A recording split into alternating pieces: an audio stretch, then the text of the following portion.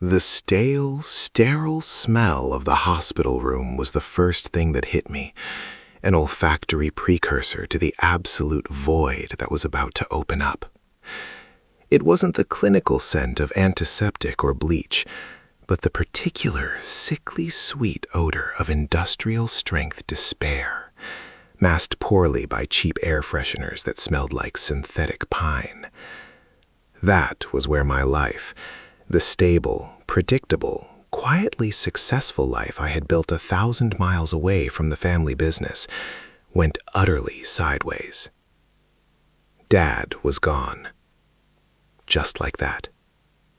A massive stroke in the middle of a tedious board meeting, ironically while arguing about the rising cost of office paper, a detail so mundane and pathetic it somehow made the tragedy more profound. I flew in immediately, arriving 12 hours too late to say anything meaningful, settling instead for gripping a hand that was already cold and perfectly still. The silence, initially overwhelming, was quickly destroyed by the cacophony of the grieving family, or perhaps, more accurately, the assembling vultures. Grief is a strange, multifaceted thing. For me, it was a heavy, suffocating blanket of emptiness. For my relatives, it appeared to be a highly competitive theatrical performance combined with an immediate review of the estate's potential liquid assets. The funeral itself was a masterclass in performative sorrow. My father, bless his meticulous, hard-working soul, had built everything from scratch. A mid-sized logistics and fulfillment empire that operated across 3 states, generating revenue that, while not Forbes 500, certainly paid for a lot of Italian marble and private school tuitions. And everyone knew it.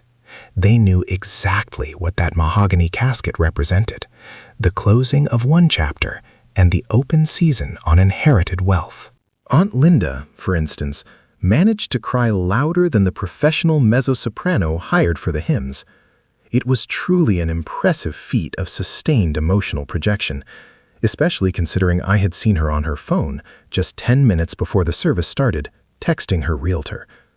I didn't need to read the screen to know what the message was about. The slight, predatory curve of her mouth gave it away. She was calculating whether Dad's modest beach condo in Destin would cover the down payment on the new Bentley she'd been eyeing for 3 years. That's the funeral paradox.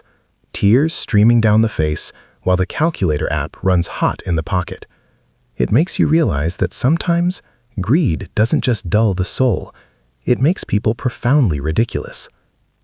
Then there was Uncle Richard, my father's younger brother, and, crucially, the company's chief financial officer for the last 15 years.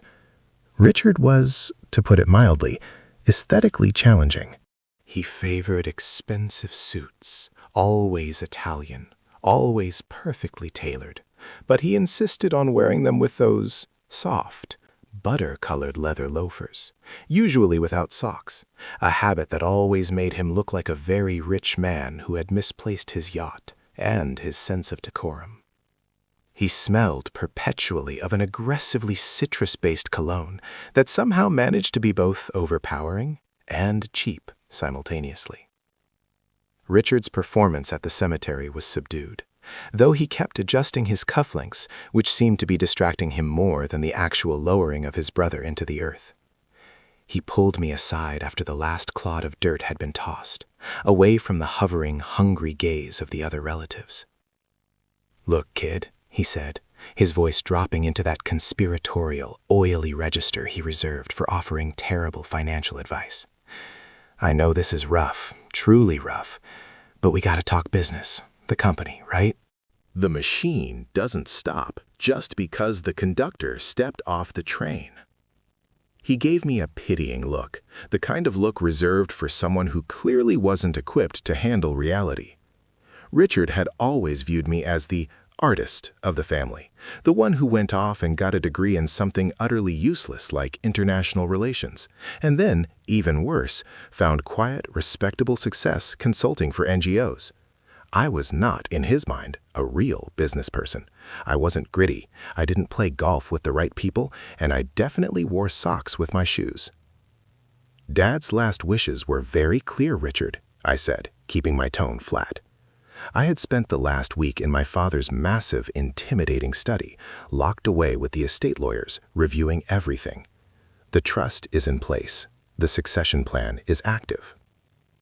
Richard waved a dismissive hand, momentarily distracted by a bird flying overhead, perhaps hoping it was a highly valuable, previously undocumented exotic species he could claim on his taxes.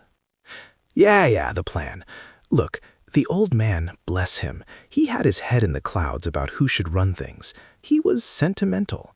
But practically speaking, I'm the only one who knows the nuts and bolts, the payroll, the vendor contracts, the tax structure. I've been running the money for 15 years. I need to step in and stabilize things formally until the estate is fully settled. For the shareholders, you know? He said shareholders as if he were talking about a flock of endangered eagles he was personally protecting. What he meant was, I want to solidify my control before you or the lawyers can stop me. I looked at him, feeling the familiar, nauseating blend of annoyance and pity. I trusted him, though. I know. Looking back, trusting a man who wears loafers without socks to a major family event, or any event, was my first mistake. But he was family. He was my father's brother. And even after years of watching him fail spectacularly at several side hustles, including a regrettable investment in personalized pet acupuncture, I assumed the core familial bond and the fear of my father's judgment would keep him honest. I assumed wrong. What Richard didn't know was that the succession plan wasn't just a boilerplate legal document.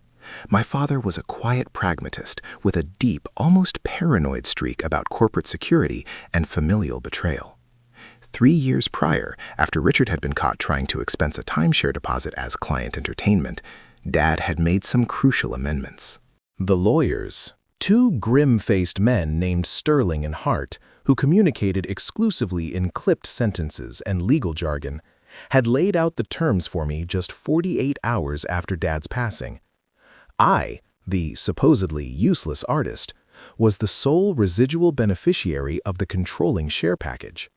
And, more immediately relevant, the moment the death certificate was filed and the emergency board convened, which had happened that morning, I was officially the chairman of the board, and, pending my acceptance, the interim CEO. I had accepted the role, of course, not because I desperately wanted to run a massive logistics company. My life consulting for humanitarian groups was far less stressful and involved significantly fewer spreadsheets, but because Sterling had looked me dead in the eye and said, "Your father suspected malfeasance, young man. He put you in this seat because he knew only you would have the access and the motivation to clean house." So, while Richard stood there, trying to look authoritative in the shadow of a weeping willow, believing he was running a smooth, quiet coup in the accounting department, I had already signed the paperwork. I was the new CEO. But maintaining the element of surprise was critical. We needed Richard to continue operating under the illusion of control until we could conduct a full forensic audit, which was already underway, discreetly. The lawyers had warned me, "Do not show your hand. Let him dig his own grave." "Don't worry, Richard," I said, offering what I hoped was a sufficiently naive and overwhelmed smile. "I'll let you handle the finances for now. Just keep everything stable. I'm going to take a few days to process things and review Dad's desk. You know, find his favorite pen, that kind of thing." Richard visibly deflated, then instantly rebounded, looking smug. He saw my retreat as a victory. He saw it as confirmation that I was weak and incapable. "Good man." He clapped me on the shoulder, the gesture slightly too vigorous, like he was staking a claim.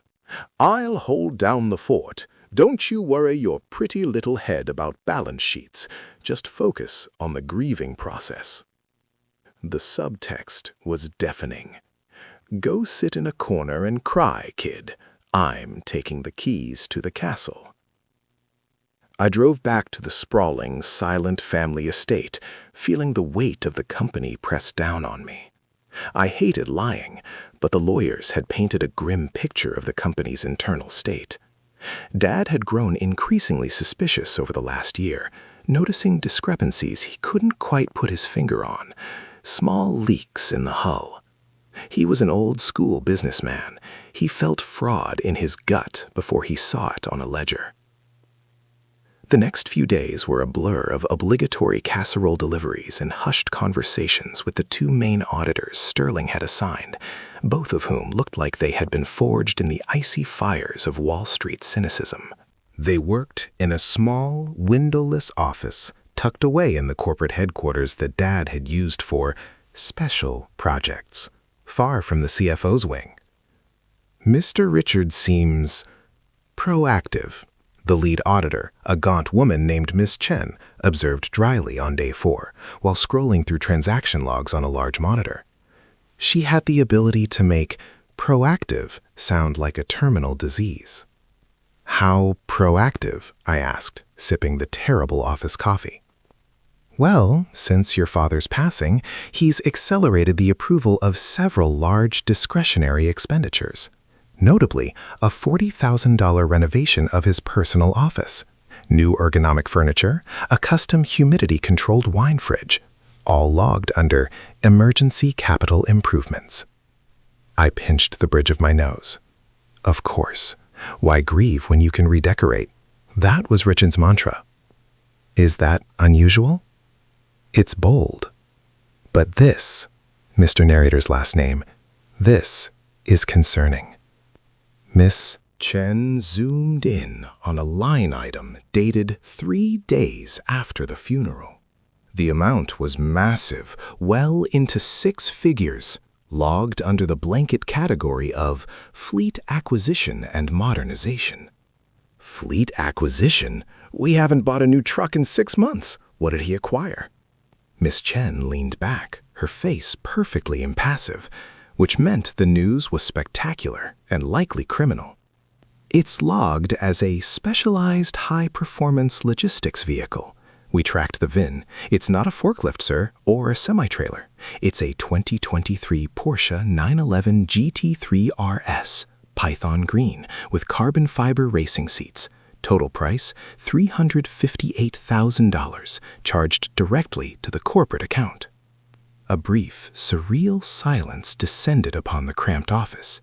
I stared at the screen, at the precise, horrifying number, $358,000, for a car that could barely fit a carry-on suitcase, let alone a pallet of goods. I started laughing. A harsh, barking, disbelieving laugh that echoed off the soundproofed walls. The sheer, magnificent audacity of it was breathtaking. My father had literally just been placed 6 feet under, and Richard had already managed to steal enough money to buy a high-performance sports car disguised as a necessary piece of logistical equipment. He hadn't just dipped his hand into the company cookie jar. He had smashed the jar and tried to eat the shards. A specialized logistics vehicle, I repeated, wiping a tear of cynical amusement from my eye. Did he at least put the company logo on the side? No, sir. And we found the registration documents. It's registered in his wife's name, transferred within 24 hours of purchase. They used the company's preferred vendor for the transaction, the one we use for our actual delivery trucks, which is how it slipped through the automated review process. Miss Chen placed a thick folder on the table. This, Mr. McCain, is the culmination of 3 years of quiet, systematic pilfering. The Porsche was merely the celebratory firework. Your uncle has been embezzling an estimated $2 million annually for the past 3 fiscal years through shell companies, inflated invoices, and, most creatively, the use of a defunct offshore account established by your grandfather in 1985.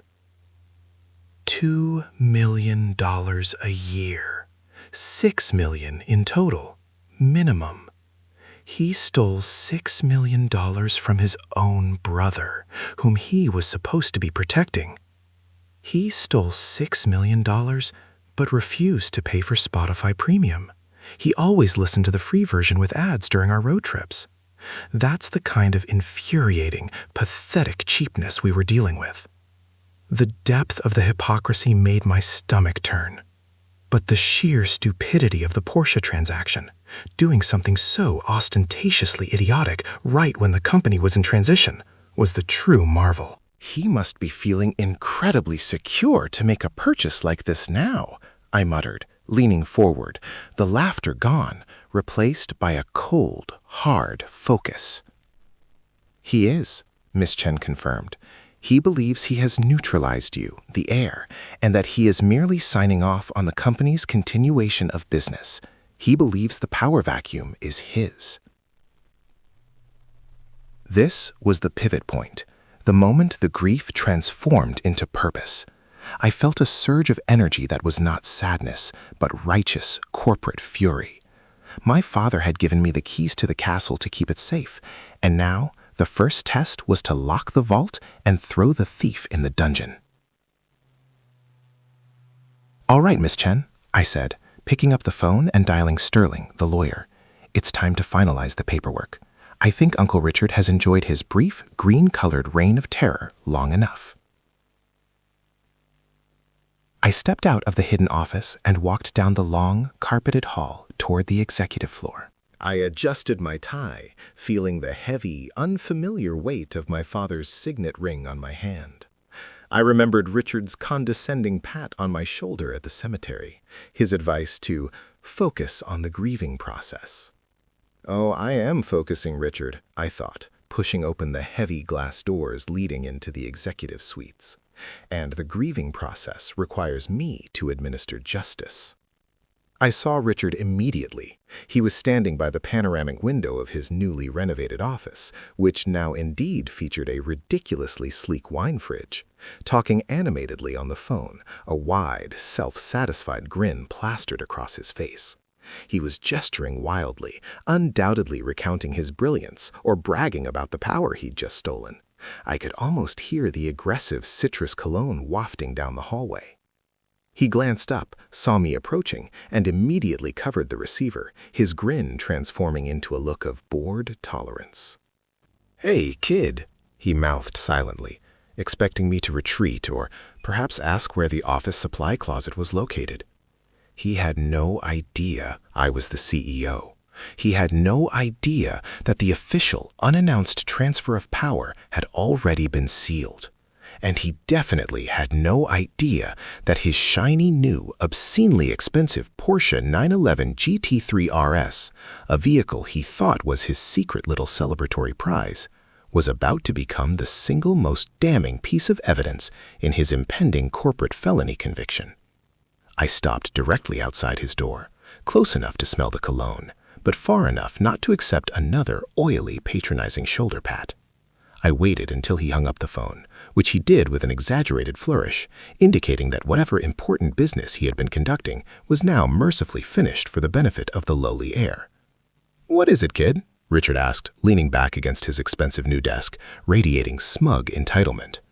"Did you finally find Dad's favorite pen?"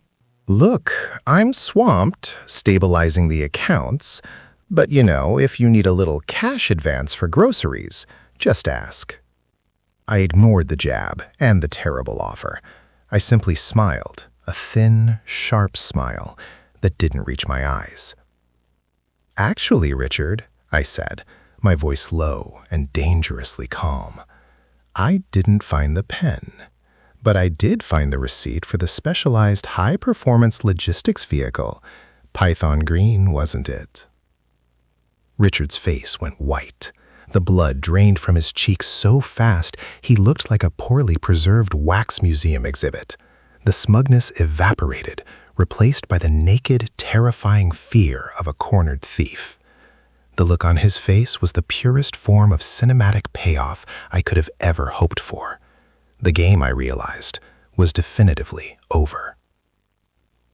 The antiseptic scent of the hospital lobby clung to me, even hours after we left. a sterile perfume masking the overwhelming stench of raw, unprocessed grief. It mingled unpleasantly with the expensive, unnecessary colognes worn by the relatives who had converged like vultures sensing a fresh meal. They didn't come to mourn Dad, not truly. They came to audit their potential inheritance, performing exaggerated acts of sorrow for an audience of other vultures, hoping to secure their reputation as the most devoted relation, should the will be ambiguously worded. Aunt Linda, for example, kept collapsing dramatically onto anyone sitting near her, emitting these deep, chest-heaving sobs that were genuinely impressive in their theatrical scope. The irony was suffocating. I remembered a Thanksgiving dinner 5 years ago where Dad had to cut her off financially because she insisted on running her third failing artisanal candle business on the company dime. Now she wept buckets, yet somehow managed to keep one eye glued to her phone, presumably checking the median sale price of commercial properties in the vicinity of Dad's primary residence. That's the funeral paradox. Tears for show, eyes on the escrow. It's hard to stay grounded in true sadness when the ambient air is thick with such pathetic, naked ambition. 2 days later, the absurdity peaked at Arthur Jenkins's office. Arthur was Dad's corporate counsel, a man whose skin had the color and texture of parchment paper, and whose expression had been permanently set to bored skepticism sometime around 1985. He specialized in complex trust litigation, and more importantly, he specialized in keeping the company solvent and clean, despite my family's best efforts to treat it like an all-you-can-eat buffet. The core group assembled: myself, Uncle Richard, Aunt Linda, and Cousin Gary, who was there inexplicably. Gary was a man whose entire professional identity was based on being an influencer for mid-tier energy drinks, a job Dad had always struggled to define, much less respect. Richard, naturally, occupied the largest chair, leaning back with that infuriating proprietary smirk.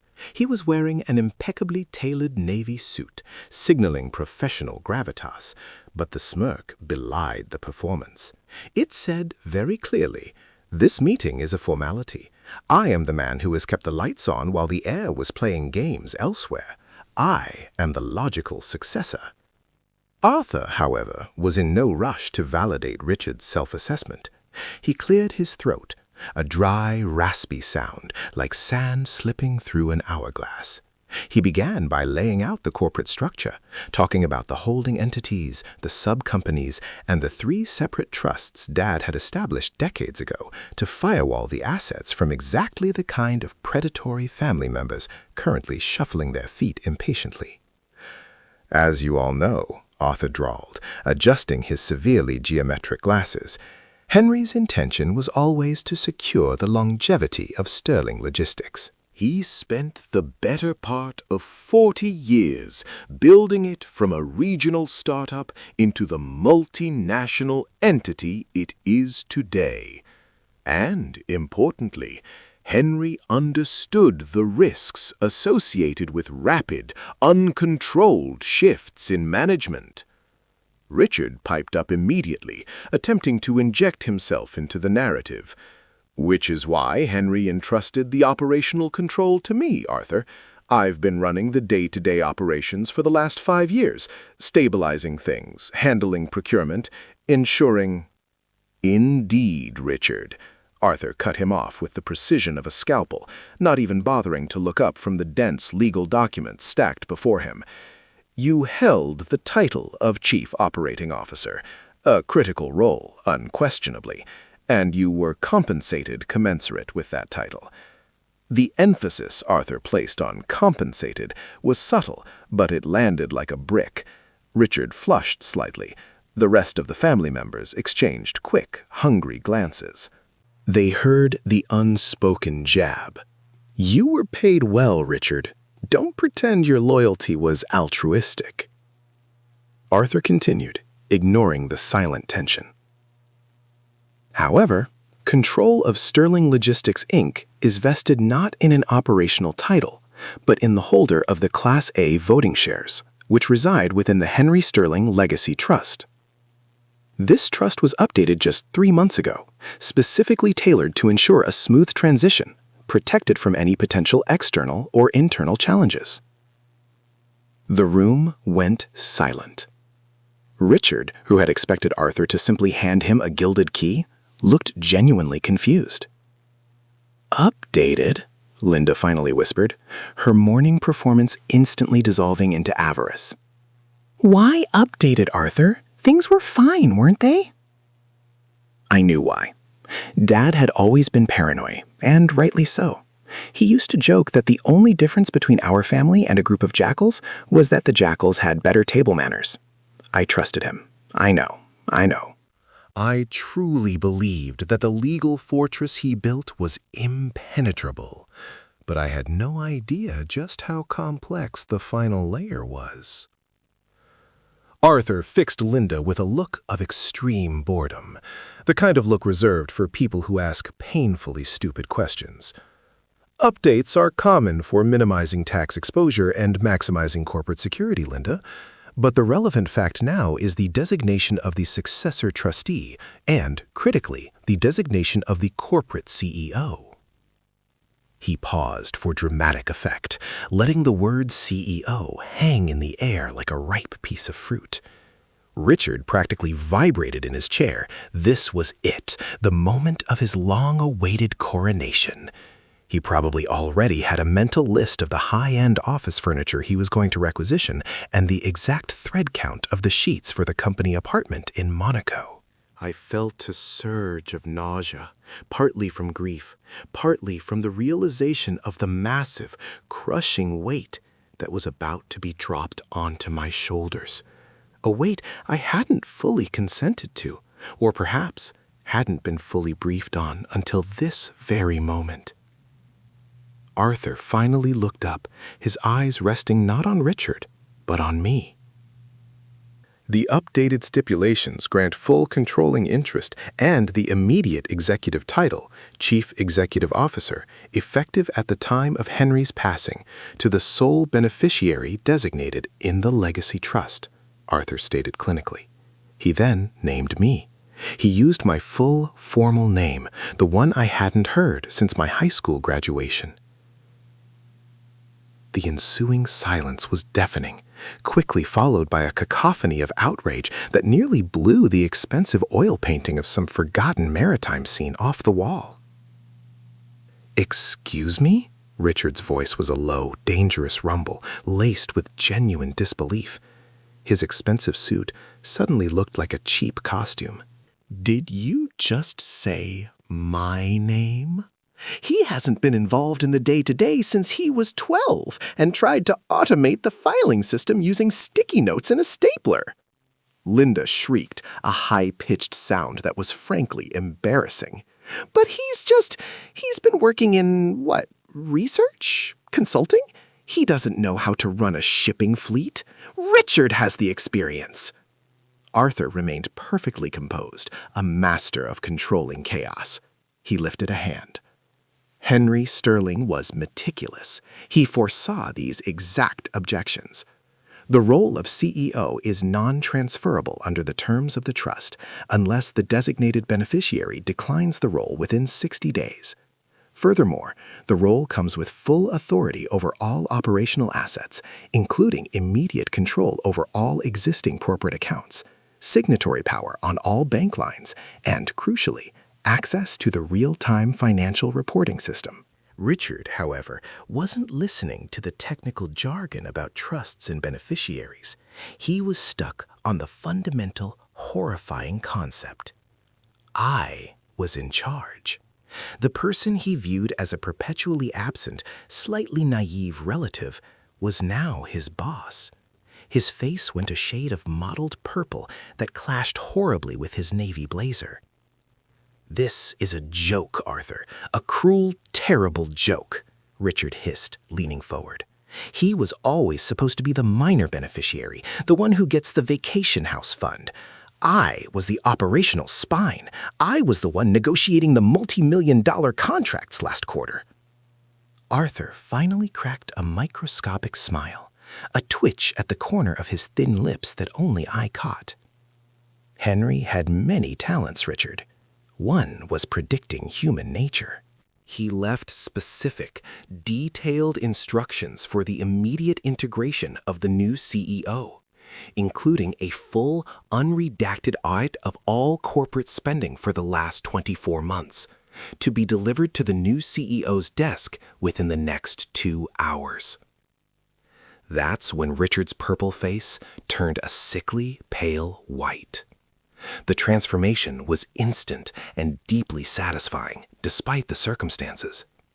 Up until that point, he had been operating under the assumption that he had a few weeks, maybe a month, of bureaucratic red tape before anyone with real authority gained access to the ledgers he had been so meticulously and apparently arrogantly cooking.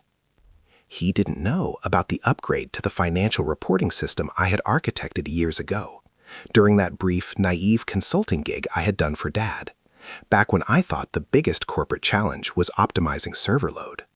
I had built the entire dashboard interface that provided real-time liquidity and expenditure tracking, tied directly into the corporate card system. Dad paid me handsomely for it, and then told me it was the most beautiful, terrifying thing he'd ever seen, because it showed exactly where every penny went, instantly. He had called it his truth serum. Richard, who always hated dealing with IT and considered anything more complicated than an Excel spreadsheet to be tech nonsense, would have just continued viewing the system as a bulky database run by the accounting team, never realizing that the interface I used gave me privileged, instant data visualization that bypassed the typical quarterly reports he manipulated. The full weight of the situation, the corporate control, the title, the financial oversight, hit Richard like a tidal wave, drowning his cocky composure. He suddenly realized that the little relative he had been patronizing, the one he thought was too emotionally compromised and inexperienced to notice a few discretionary expenditures, was now the supreme authority with a direct digital pipeline to every single transaction he had made. And that timeline Arthur mentioned? 2 hours until the audit landed on my desk. Richard didn't have time to clean up the mess. He barely had time to wipe the cold sweat off his brow. He stumbled to his feet, knocking his chair slightly backward. I have a pressing operational concern. A container ship delay in the Suez needs immediate attention, he mumbled, grasping desperately for any professional excuse to flee the room. The urgency was fake, but the desperation was painfully real. He didn't even look at me. He was focused solely on escaping the suffocating scrutiny of Arthur Jenkins and the horrifying prospect of a real-time audit. As Richard bolted for the door, Aunt Linda stared after him, her grief fully forgotten. A ship delay? In June? They cleared that bottleneck weeks ago, she muttered, the vulture scent momentarily replaced by the smell of fear and potential exposure. Linda might be greedy, but she wasn't stupid. She understood Richard's panic was tied to something far more serious than logistics. I watched Richard go, maintaining a neutral expression, but inside, a dark, cynical humor began to bloom. This man, who had worn the mantle of my father's indispensable right hand for years, the man who had the gall to assume my father's company was his retirement fund, was now running scared because of a simple, automated report. My father was a genius for this setup. He didn't just leave a will, he left a trap. He leveraged Richard's arrogance and Richard's profound, contemptuous disregard for the necessity of modern, transparent bookkeeping. Richard stole millions, but he was too cheap or too lazy to understand the architecture of the system that would ultimately expose him. That, I realized, was the true absurdity of greed. It makes even the supposedly smart villain profoundly, disastrously stupid. Arthur handed me a thick binder, its cover printed with the Sterling Logistics Inc. logo. I suggest you start here, Mr. Sterling. The initial transfer documents are finalized. The bank has been notified. You are now the captain of this ship. I took the binder.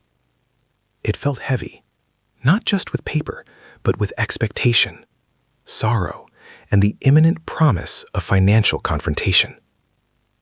Thank you, Arthur. Tell accounting to prioritize the full corporate card usage report for the COO over the last 12 months, every single swipe. I want the narrative, not just the numbers. Arthur simply nodded, that microscopic, cynical smile returning. He understood. We weren't just looking for misplaced decimal points or padded invoices. We were looking for the story of a man who believed the rules applied to everyone but him. I already had the full list of transactions waiting in my encrypted inbox, minutes away from being downloaded onto my personal laptop. I just needed the hard copy for the paper trail and the ceremonial value. As the door closed behind me, leaving the other bewildered relatives to squabble over minor assets, I opened my laptop and pulled up the real-time financial dashboard. The truth serum was waiting. And the very first thing that popped up, brightly highlighted in red as a statistically outlying transaction marked asset acquisition, was a line item that stopped my breath entirely, despite my anticipation. Automotive acquisition, Porsche 911 Turbo S, VIN number redacted, $225,000, $400. The date stamp was just 3 weeks prior. The purchaser's name was Richard Sterling. The payment method, Sterling Logistics Corporate Development Account, ID R473. He didn't even try to hide it. He put the Porsche on the corporate card. The sheer, breathtaking audacity was almost comical. He didn't know I was the new CEO, but more importantly, he didn't know I was the man who built the system that would instantly rat him out. And he didn't even spring for the personalized license plate. That's the kind of cheap, arrogant thief we were dealing with. This was going to be easier and much more humiliating for him than I had ever dared to hope. The grief was still there, a dull ache, but now it was overshadowed by a cold, surgical determination to clean house. And the first order of business was to reclaim a very expensive and very unnecessary German sports car. Eu me lembro da tarde em que o testamento foi lido com uma clareza quase dolorosa. Não pela tristeza genuína que eu já havia processado em doses cavalares durante os últimos dias solitários, mas pela performance. A família toda estava reunida na grande sala de estar da casa de veraneio do meu pai, um lugar que ele amava profundamente e que, ironicamente, era o ativo mais disputado entre os parentes que pareciam ter esquecido que o luto era suposto ser o foco principal. O advogado, o Sr. Peterson, um homem de 40 anos que parecia ter envelhecido 20 desde a morte do meu pai, estava na frente, com os óculos de leitura na ponta do nariz e uma pasta de couro preta que parecia pesar uma tonelada. A sala estava cheia de uma tensão elétrica, o tipo de silêncio que só é quebrado por respirações superficiais e o ocasional tossir ensaiado de alguém que queria garantir que seria notado. A ironia do momento era tão espessa que eu podia quase mastigá-la.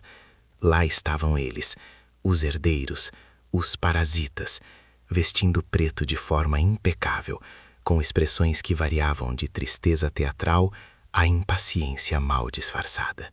Eram 27 parentes diretos e indiretos, mas na minha mente havia apenas um grupo, predadores esperando a carcaça. Minha tia Linda, por exemplo, que nunca havia ligado para meu pai a menos que precisasse de um investimento de risco seguro para uma de suas muitas empresas de marketing que falhavam anualmente, chorava de forma mais estridente do que a viúva mais devota da história.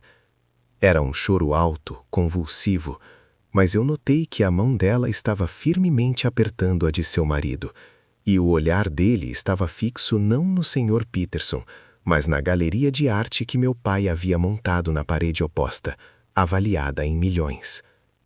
Fiquei me perguntando se as lágrimas de Linda eram de genuína dor pela perda ou de pura excitação pela iminente aquisição de uma fatia do bolo. O funeral paradox, como eu o chamava internamente, era a arte de lamentar o parente enquanto se celebrava o saldo bancário que ele deixou para trás. É um espetáculo deprimente, mas fascinante de observar. No meio desse circo estava meu tio Marcos. Ele era o centro das atenções e ele sabia disso. Vestido em um terno risca de giz cinza chumbo, ele parecia o executivo-chefe que ele acreditava que já era.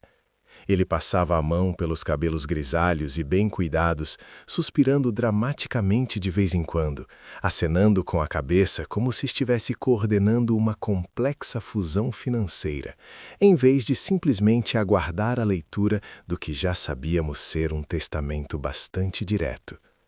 Eu o observei com a frieza de um cientista estudando uma cultura bacteriana.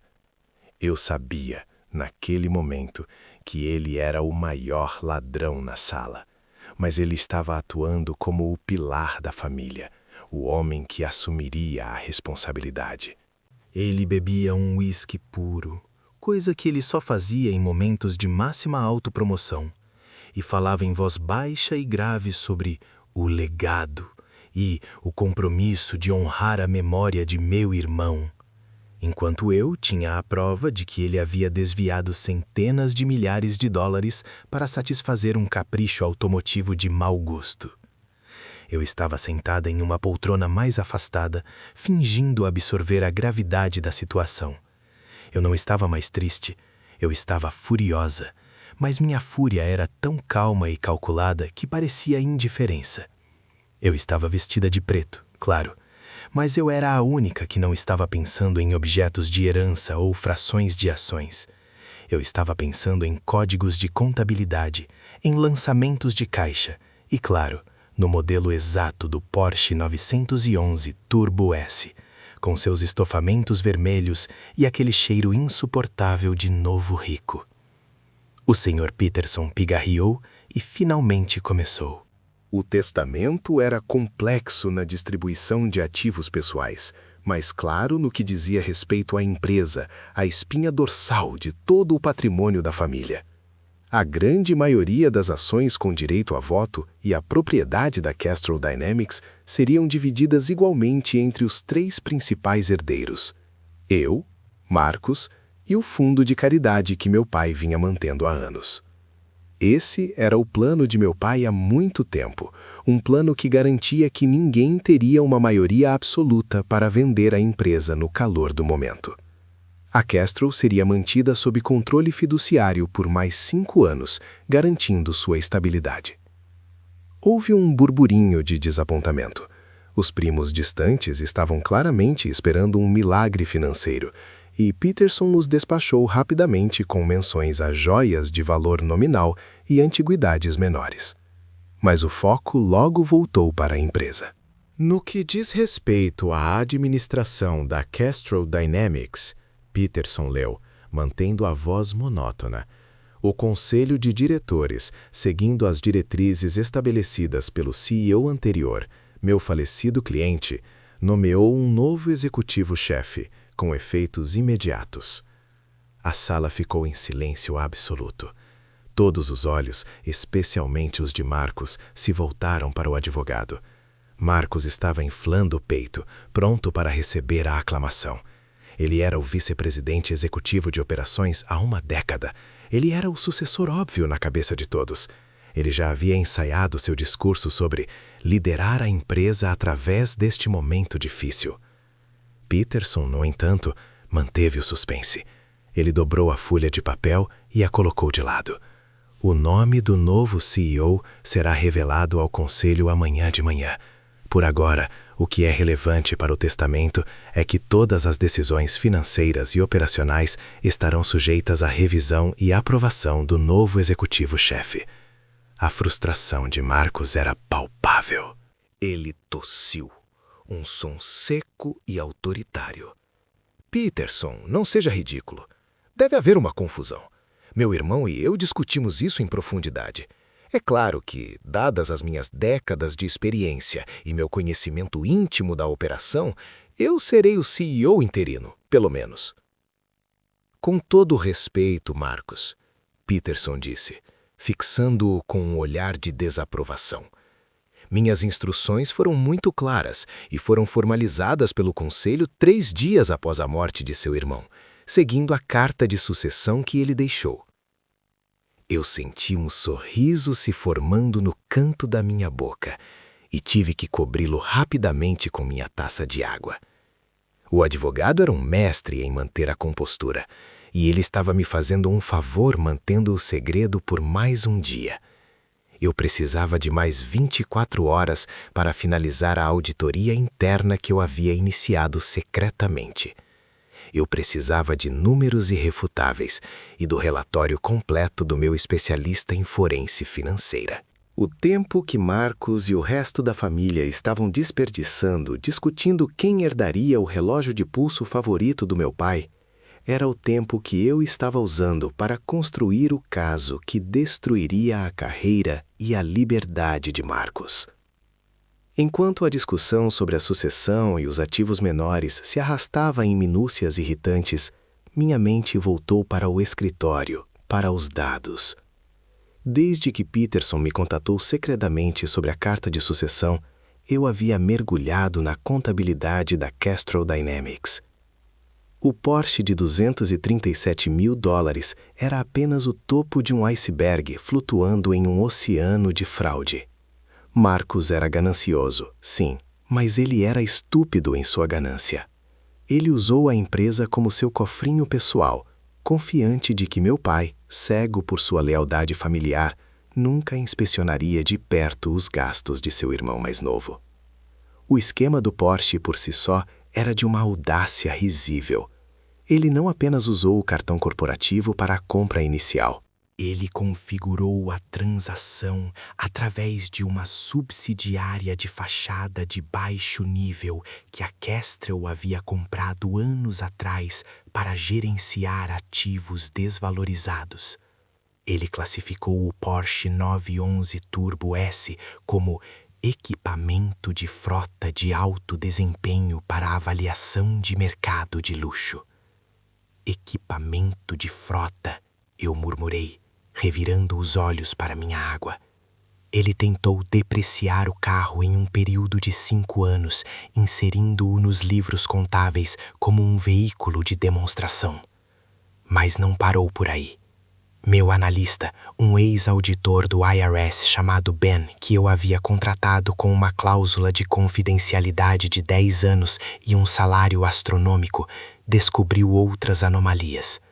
Havia uma conta de entretenimento de clientes essenciais que Marcos parecia ter drenado regularmente. Em vez de levar clientes para jantares caros em Nova York, Marcos estava patrocinando suas próprias viagens de luxo. Encontrei lançamentos de $50 mil. $2 mil para uma suíte presidencial em Las Vegas, durante um fim de semana em que ele alegou estar em um seminário de liderança no Alasca. Ele também havia feito gastos consideráveis em galerias de arte obscuras em Miami, classificando-os como investimentos em ativos de capital flutuante. Quando Ben rastreou as obras de arte, elas eram na verdade gravuras de edição limitada que Marcos estava pendurando em sua casa de praia. O valor total conhecido até agora, só nos últimos 18 meses, cerca de $650 mil em despesas fraudulentas, sem contar os salários inflacionados que ele havia dado a si mesmo e a um punhado de associados de confiança que eu suspeitava serem cúmplices. Ele roubou mais de $500 mil de uma empresa que valia centenas de milhões, e ele o fez de uma maneira tão óbvia que era quase um insulto à inteligência de qualquer contador com um diploma. Era a materialização da ganância patética.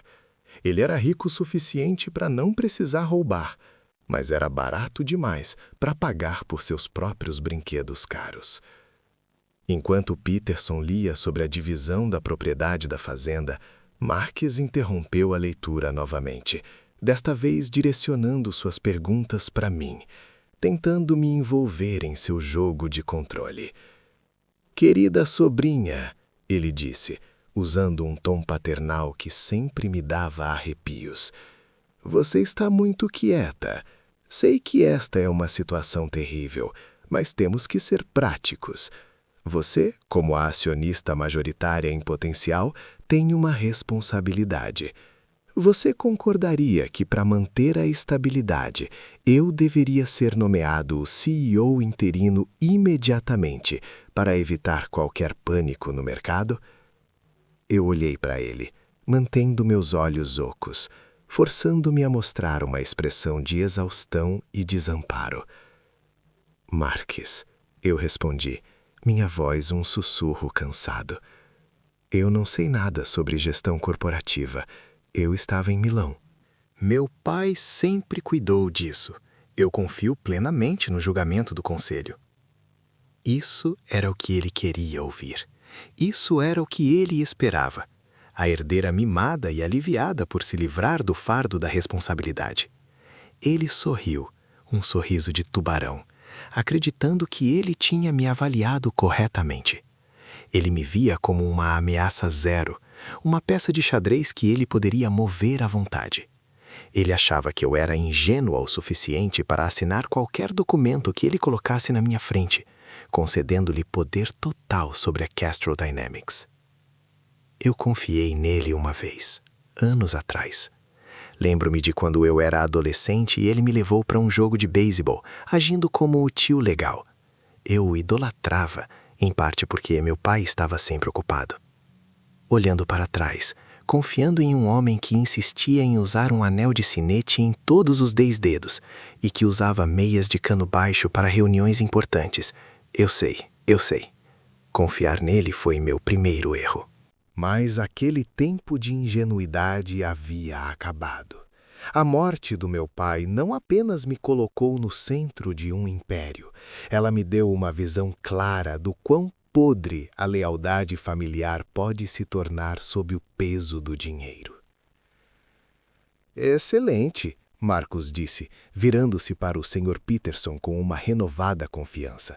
Aí está, Peterson, a herdeira concorda. Agora, sobre aquele chalé alpino. Eu deixei que eles brigassem pelo chalé alpino por mais 30 minutos.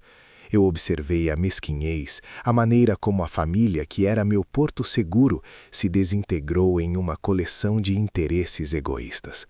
A dor da traição corporativa de Marcos estava misturada com a dor de ver a podridão da minha própria família. Naquela noite, eu estava de volta ao meu escritório temporário na sede da Castrol, uma sala secreta que meu pai havia mantido para si, acessível apenas por uma impressão digital. Ben, o auditor, estava comigo, apresentando a versão final do seu relatório. A auditoria não apenas confirmou os 650 mil. 000 em despesas fraudulentas. Havia algo mais complexo e muito mais sério. Ele não estava apenas roubando dinheiro de despesas, chefe, Ben disse, estendendo uma folha de papel impressa com gráficos de barras. Ele estava preparando a empresa para um ataque furtivo. Eu levantei a sobrancelha. Elabora. Nos últimos 6 meses, Marcos estava desviando contratos de alto valor para uma empresa externa, a Valor Acquisitions. Ele disfarçou como terceirização, mas Valor Acquisitions, embora pareça uma empresa de fachada legítima, é 90% propriedade dele. Os contratos valiam cerca de 5 milhões de dólares por trimestre. Ele estava esvaziando o valor da Castrol, tirando o lucro e forçando a empresa a registrar perdas artificialmente. Isso era muito pior do que um Porsche. Isso era traição corporativa em escala industrial. Se ele tivesse conseguido manter essa operação por mais um ano, o valor das ações da Castrol Dynamics teria caído o suficiente para permitir que ele as comprasse de volta por um preço baixo, eliminando todos os outros herdeiros e tomando o controle total. Ele estava me roubando, eu disse, olhando para o nome do meu pai no rodapé de um documento antigo. Ele estava roubando a empresa que meu pai construiu, enquanto ainda estava vivo, pensando que ele nunca seria pego. Ben assentiu gravemente. Achei algumas referências sobre a venda do Porsche. Aparentemente, a concessionária ligou para a Castrol há algumas semanas, reclamando de um atraso no pagamento do título. Foi resolvido por um dos associados de Marcos, classificado como erro de processamento. Foi a arrogância dele. Ele acreditava que estava acima da lei e, francamente, acima do nível de atenção do seu pai. Eu fechei a pasta do relatório. 5 milhões em desvio de contratos, $650. 2.000 euros em gastos pessoais flagrantes e um Porsche vermelho berrante que servia como a cereja do bolo da estupidez. Bem, eu disse, levantando-me e caminhando até a janela, observando as luzes noturnas da cidade. Chegou a hora de meu tio Marcos entender duas coisas fundamentais. A primeira é que o conselho de diretores decidiu de forma unânime, e a segunda é que a herdeira mimada acaba de se tornar o seu novo chefe. Eu peguei o telefone. Amanhã seria o dia. Amanhã, a CEO recém-nomeada usaria sua nova autoridade para convocar uma reunião de emergência do conselho. Não para discutir a estratégia de crescimento, mas para apresentar uma acusação criminal de desvio de fundos e fraude contra o homem que até poucas horas atrás estava se vangloriando sobre o chalé alpino. A tristeza e a raiva se cristalizaram em um foco frio. Eu não queria vingança, eu queria justiça. E, acima de tudo, eu queria que a Castrol Dynamics estivesse segura. O show de horrores familiar estava prestes a se transformar em uma caçada legal. E o caçador tinha acabado de receber o mapa completo e a licença para atirar. A leitura do testamento foi apenas o prólogo. O ato principal começaria ao nascer do sol, e eu estaria sentada na cadeira principal, pronta para iniciar a execução. Título: O tio comprou uma Porsche com o cartão da empresa. Ele não sabia que eu era a nova CEO. Corporate Heir. Uma auditoria digital, mesmo uma preliminar, não desvela apenas o fraude. Desvela os mecanismos patéticos da ganância humana. Te mostra o momento em que o vilão parou de se importar com as consequências e começou a ver o mundo como um pessoal ATM. Quando a chefe do departamento de finanças, uma mulher seca e meticulosa chamada Eleanor, que parecia subsistir inteiramente de café preto e desapontamento, apresentou o relatório consolidado a mim, os números não eram só devastadores, eram genuinamente insultantes. The Porsche, which we had already traced back through the DMV records using the company's internal legal apparatus, was the cherry on the cake, a nice, visible declaration of arrogance. But the bulk of the theft was far less cinematic. "It's the recurring consulting fees, sir," Eleanor explained, pushing a thick binder across the heavy mahogany table. I noted the "sir." It was a new development, replacing the slightly condescending use of my first name she'd employed when she thought I was just some temporary grieving figurehead. She understood power, and she certainly understood the smell of impending financial blood. Richard created 3 shell corporations over the last 2 years: Osprey Acquisitions, Pinnacle Logistics Solutions, and, quite hilariously, Apex Synergy Group. They received 15 payments ranging from $60,000 to $150,000 each, totaling approximately $1.2 million. I leaned back, rubbing the bridge of my nose, trying to reconcile the image of my Uncle Richard, the guy who lectured me about wasting money on artisanal coffee, with the man who was coordinating 3 fake companies with names that sounded like they were generated by a low-budget MBA bot. Apex Synergy Group, I repeated, letting the absurdity sink in. He literally named a fake company after 2 buzzwords he probably overheard at an airport lounge. Eleanor didn't smile.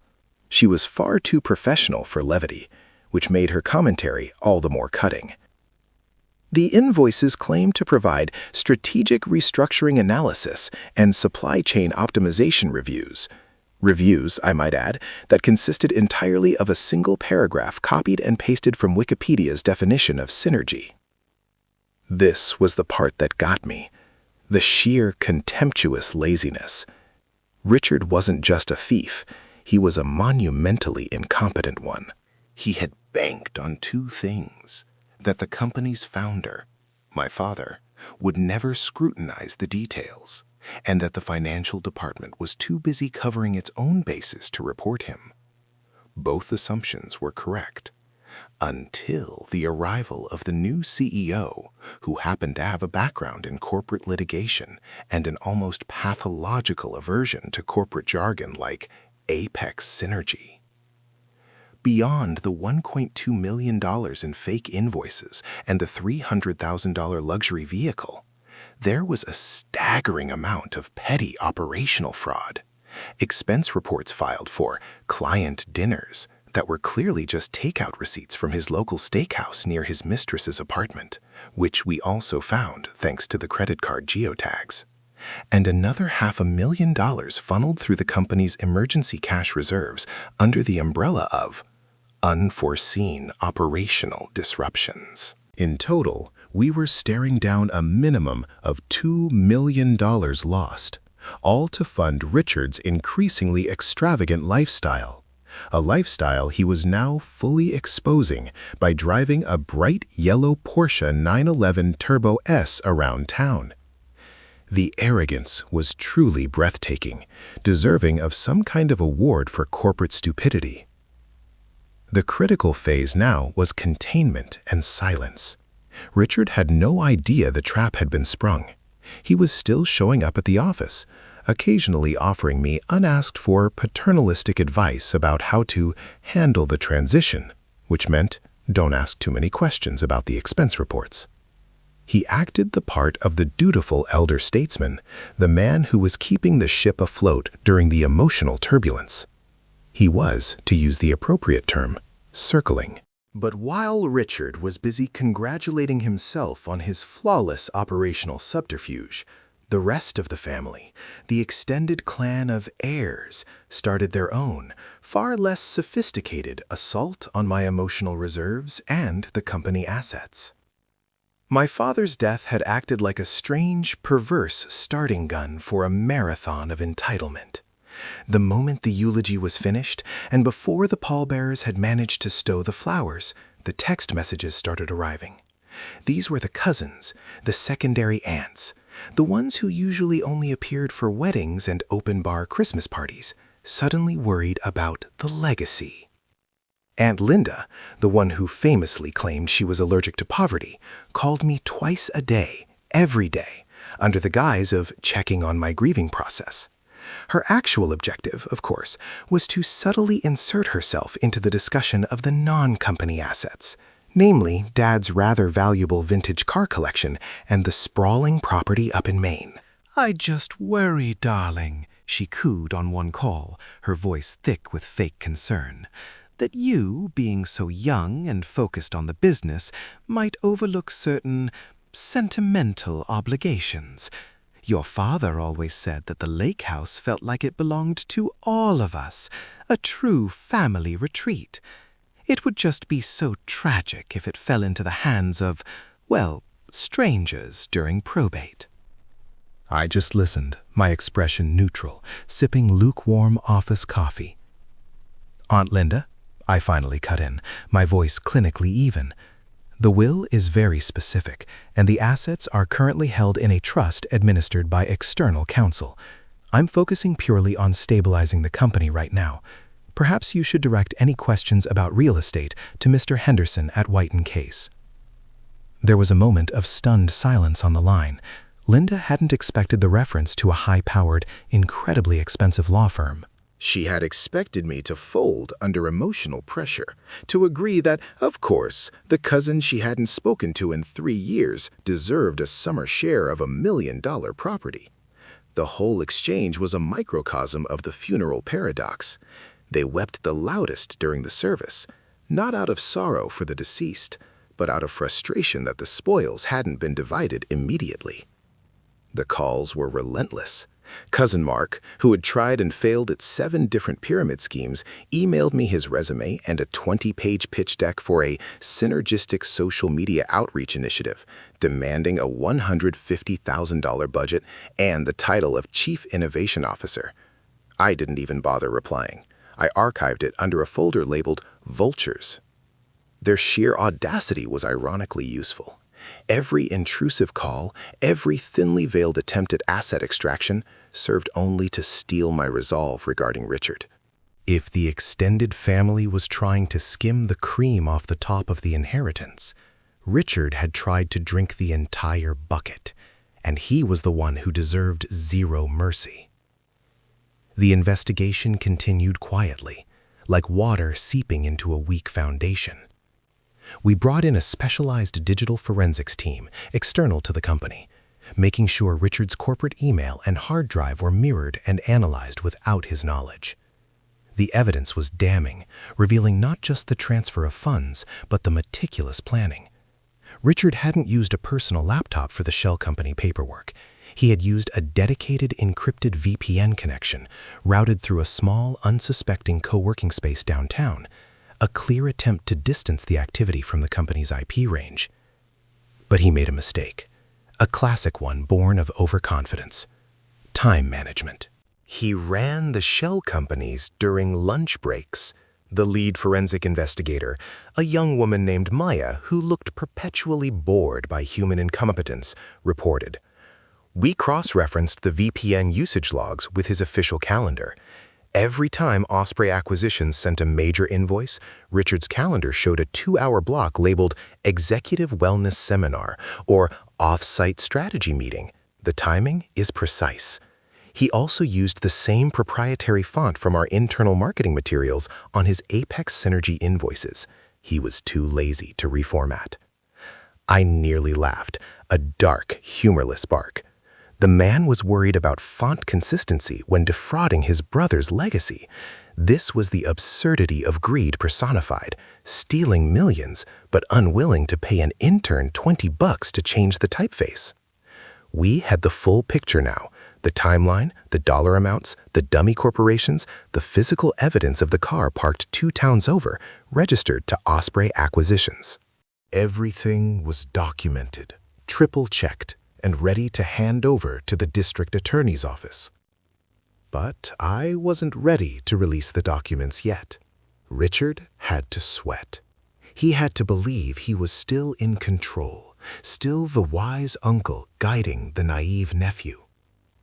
I decided to increase the tension subtly. I called an executive meeting, pulling him into the boardroom with the rest of the leadership team.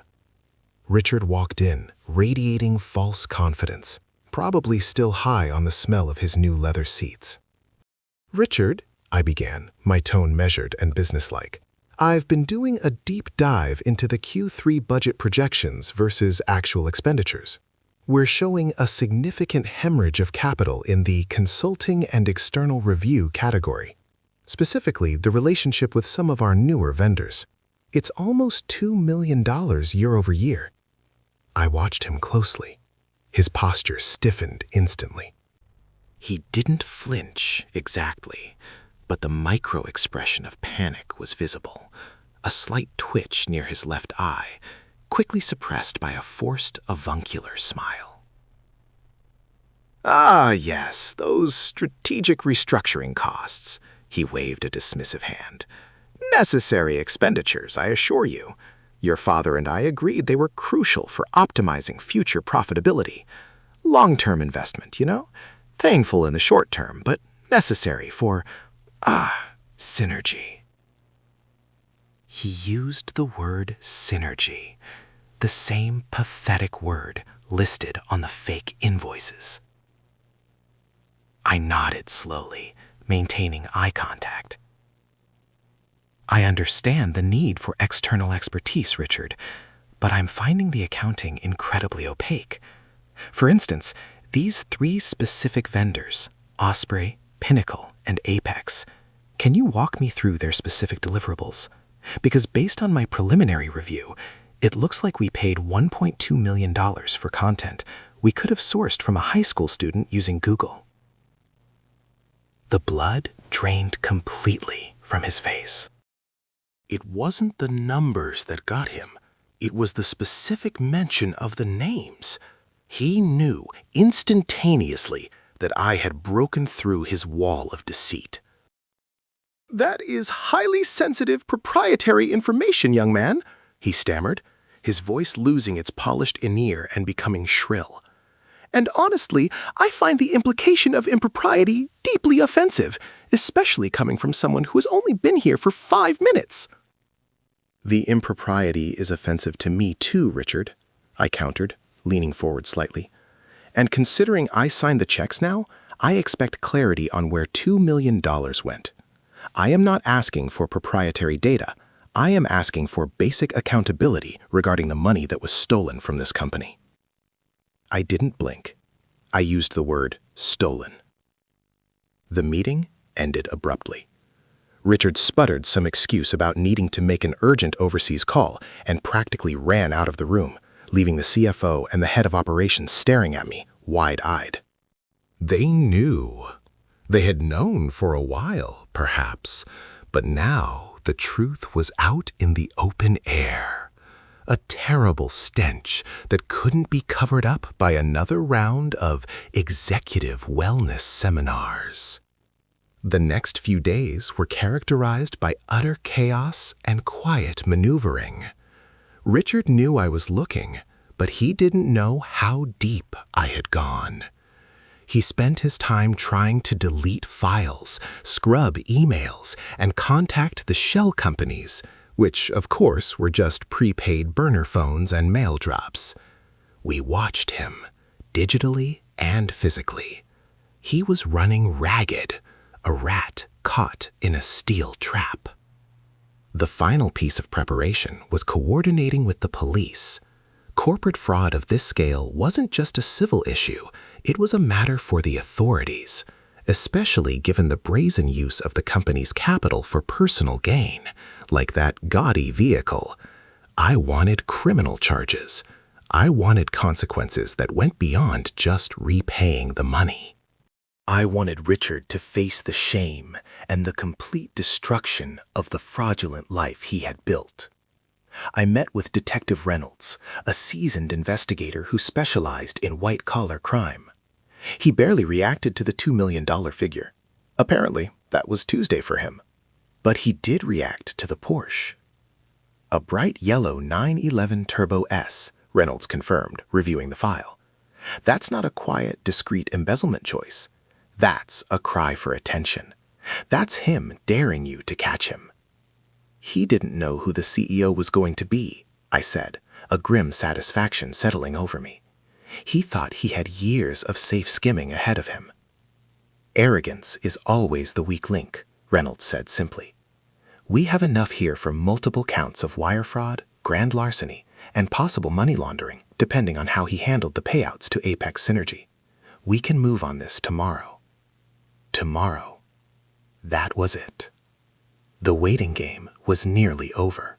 I looked out the window of the corporate tower, thinking about the extended family still clamoring for inheritance updates, still acting out their pathetic drama of faux grief and aggressive entitlement.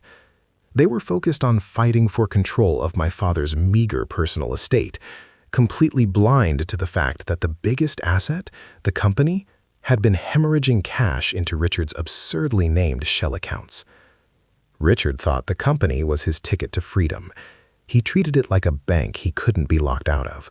He was about to discover that the new account holder had just closed the branch and called the police. I found myself anticipating the final confrontation with a cold, clear focus. This wasn't about revenge anymore. It was about surgical, necessary justice, administered with all the precision his pathetic, synergy-driven fraud lacked. The trap was set, and all that remained was for the authorities to officially spring it. The process of eliminating Richard my father's seemingly trusted but ultimately parasitic brother from the company payroll and the family trust, was not a sharp, satisfying snap, but rather a long, drawn-out, miserably expensive surgery. We had already executed the termination, secured the evidence, and frozen the necessary accounts. But the final, definitive reckoning had to take place in a sterile courtroom downtown, under the watchful, bored eye of a highly educated man who had seen too many family businesses implode over a golf course membership or a misappropriated espresso machine. My attorney, the formidable, relentless Miss Chen, whose preferred method of negotiation involved making the opposition feel deeply inadequate about their life choices, summarized the case during her opening statement with a chilling simplicity that echoed through the otherwise cavernous room. She didn't talk about greed or betrayal. She talked about debit columns, fiduciary duty, and the exact difference between a business expense and a personal luxury item. The total amount in question, after factoring in all the petty cash sweeps, the extravagant lunches that somehow involved vintage champagne, and the unauthorized salary bonuses he'd awarded himself over the last 3 years, came out to an ugly, round figure of $2,187,455.12. Richard, looking pale and significantly less arrogant without the security blanket of the CEO title, sat beside his own counsel, a man who specialized in high-risk corporate defense and, apparently, deep sighing. Richard was still trying to maintain the facade of the wronged victim, the hard-working family man who had simply been misunderstood by the harsh, unfeeling mechanisms of modern accounting software. He had even tried to wear the same bespoke suit he wore the day Dad died, the one he claimed he bought at a discount, a final, pathetic attempt to project stability and authority. Miss Chen didn't even need to cross-examine him immediately. She simply placed giant, color-coded boards detailing every single misappropriation, focusing, naturally, on the star exhibit, the Porsche 911 Turbo S Cabriolet. When it came time for Richard to take the stand, he tried to appeal to the judge's sense of familial obligation, claiming that my father had always intended for him to have equity in that car, that it was a deferred bonus for his decades of service, conveniently forgetting that his decades of service involved showing up late and leaving early. Miss Chen dismantled him with the precision of a watchmaker. She produced the signed company policy documents, which Richard himself had initialed, stating explicitly that corporate assets could not be used for personal vehicle purchases without board approval, a board that, at the time of purchase, consisted only of my recently deceased father and me. She then provided the specific bank statement showing the $243,000 wire transfer directly to the Porsche dealership in Miami, followed by a separate expense report filed a week later, claiming that same amount was used for emergency facility repair and stabilization. The sheer, audacious stupidity of the cover-up was what ultimately sealed his fate. He stole over $2 million, but couldn't be bothered to invent a believable lie for $243,000. It was the epitome of the kind of corner-cutting Richard specialized in. He was the kind of thief who would rob a bank and then leave his wallet at the counter, demanding loyalty points for the transaction. Mr. Thorne, Miss Chen stated, her voice cutting through the silence. You listed the purchase of this luxury vehicle as facility stabilization. Can you describe for the court what facility was stabilized by a convertible sports car? Richard stuttered, trying to pivot. It was morale, counsel, boosting morale. The company needed a flagship, a sign of its financial strength. Miss Chen didn't even raise her voice, which made the rebuttal all the more devastating. And whose morale did this specific personal-use vehicle boost, Mr. Thorne? The one you registered under your private address. The one you used to drive your mistress to Key West the following weekend.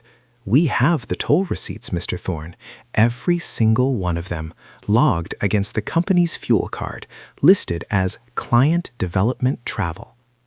The judge, who had been meticulously taking notes, looked up, rubbing his temples. The case was open and shut. Richard had not only betrayed the trust of his family and the company, but he had done so with the meticulous record-keeping of a man who genuinely believed he was untouchable. He assumed that because he was family, the paperwork would never be scrutinized. He had banked on grief and my supposed incompetence. He had banked wrong. The judgment was swift and comprehensive. Richard was found liable for the full $2.18 million, plus punitive damages and all legal fees incurred by the company, amounting to an additional $600,000. Furthermore, since the company was the rightful owner of the Porsche, it was immediately ordered for repossession and sale. Richard's lawyer fought desperately for a lesser judgment, arguing that a lifetime of service should count for something, but the judge was unmoved. "Mr. Thorne," the judge announced, his voice carrying the final weight of the law, "your service to the company was terminated by your own criminal actions." The definition of a fiduciary is clear. You violated that trust. Pay what you owe. The fallout was spectacular, a true demonstration of the funeral paradox I had witnessed since Dad's passing. As soon as the news of the judgment hit the family group chat, which was immediately followed by Richard being forcefully ejected from said chat, the family dynamic fractured like cheap glass. There were the Richard loyalists, primarily my Aunt Carol, who had always depended on Richard for her annual lavish European holiday payments, and who immediately began posting vague martyr-like statuses about the tragedy of unforgiveness. Then there were the opportunistic neutrals, who sent me texts that read, "I'm sorry it came to this, but good for the company," which was their roundabout way of asking if their dividend checks would be higher now. And then there was Aunt Linda. Oh, Aunt Linda. She was still reeling from the fact that Dad's will had stipulated that his beloved beach house could only be sold after my mother's passing, thus delaying her immediate real estate windfall. Now, sensing the definitive end of Richard's financial viability, she wept louder than anyone, lamenting the loss of "my poor misunderstood brother Richard," while simultaneously calling Miss Chen's office, pretending to be a concerned relative, just to find out exactly how much money Richard would be left with and whether any of it might accidentally trickle down to her. The cynicism was palpable. It was like watching vultures fight over a receipt. They didn't mourn the man. They mourned the lost potential cash flow. We dealt with the tangible symbol of Richard's greed immediately, the Porsche. It sat in a highly secure indoor parking lot near the corporate headquarters for exactly 48 hours after repossession. I didn't want it. It was tainted, a rolling monument to betrayal. We had it appraised, and rather than selling it back to the dealership that facilitated the theft, we auctioned it off privately, internationally.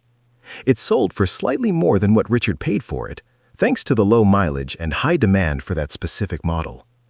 Every single penny from the sale, every last cent, went directly back into the company's operating fund to offset the costs of the audit and the lawsuit. Richard received absolutely nothing, which was the purest form of poetic justice. He drove the car for 3 months and gained nothing but a criminal record and irreversible financial ruin. The financial recovery, however, was far more complex than just selling a car. Richard didn't have $2.8 million lying around in liquid assets. Miss Chen immediately filed to seize all his non-exempt assets. His primary residence was heavily mortgaged, but his vacation condo in the mountains, which he had foolishly bought outright years ago, was immediately liquidated. His extensive, obscenely expensive watch collection was sold off at auction. His retirement accounts, which he thought were protected, were partially tapped under a specific court order related to corporate fraud restitution. We didn't just want the money back. We needed to ensure he felt the acute, crushing weight of his decision. He was forced into bankruptcy protection, but because the debt was tied to proven corporate malfeasance, many of the protections he sought were stripped away. The man who wore tailored suits and ordered $500 bottles of wine was now driving a 2008 Honda Civic borrowed from his estranged daughter and living in a rental apartment above a laundromat. The absurdity of his fall was only matched by the absurdity of his crime. A few months later, the company books were finally clean. The gaping wound Richard had torn in the finances was fully sutured. We had implemented stringent new accounting software, a double-blind auditing system, and, crucially, a revised board structure that made it impossible for any single executive to authorize high-value transactions without unanimous approval. The business was healthier than ever, not because of some massive new deal, but because the internal rot had been thoroughly excised.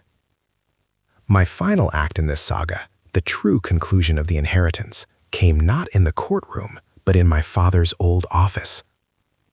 I was sitting at his massive oak desk, the one Richard had always coveted, signing off on the final settlement documents.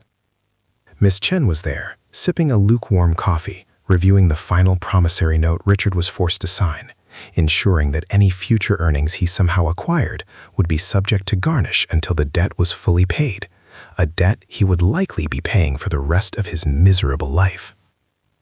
"You handled this well," Miss Chen commented, folding the thick document with a crisp snap. Most heirs panic. They want to avoid the mess, protect the family name. They forget that the name is protected by integrity, not silence. "I learned that lesson the hard way," I replied, running my hand over the smooth, worn wood of the desk. "I thought family meant trust. It meant an open door. For Richard, it just meant easy access to the safe." I realized then that the most significant thing my father had left me wasn't the company itself or even the stock portfolio. It was the absolute necessity of rigorous skepticism and the cold, hard understanding that sometimes the greatest threats to your future wear the same last name as you do. I didn't hate Richard anymore. Hate is tiring, and Richard wasn't worth the emotional investment. What I felt was a vast, crushing pity, mixed with a deep, cleansing satisfaction. He had traded everything: his reputation, his family ties, his financial stability, and his freedom, for a few fleeting months of pretending he wasn't. He chased the illusion of success embodied by a flashy sports car, and in doing so, he taught me a final, invaluable lesson about stewardship. True wealth isn't about what you can acquire instantly. It's about the silent, boring integrity of what you maintain over time. Richard never understood that. The last time I saw him was through a window outside the courthouse, months after the judgment. He looked smaller, defeated, waiting for a bus. He wasn't wearing his fancy suit. He was wearing clothes that looked too loose, too old. He looked up. Our eyes met for a brief, uncomfortable moment, and he immediately looked away, turning his back to me and disappearing into the stream of anonymous commuters. The shame was finally thicker than the arrogance. I didn't pursue him. I didn't gloat. I simply got into my own sensible, company-issued sedan.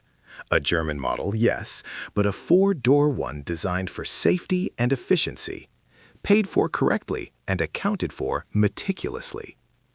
I drove away from the courthouse, leaving Richard and the entire miserable chapter of betrayal behind me, knowing that the legacy I was now building was not just profitable, but clean, honest, and entirely my own. The company was safe. The inheritance was secured. The heir had finally put things right, one excruciatingly detailed receipt at a time. And the moral of the story? If you're going to steal over $2 million, at least be smart enough to pay for Spotify Premium yourself. That level of cheapness is truly unforgivable.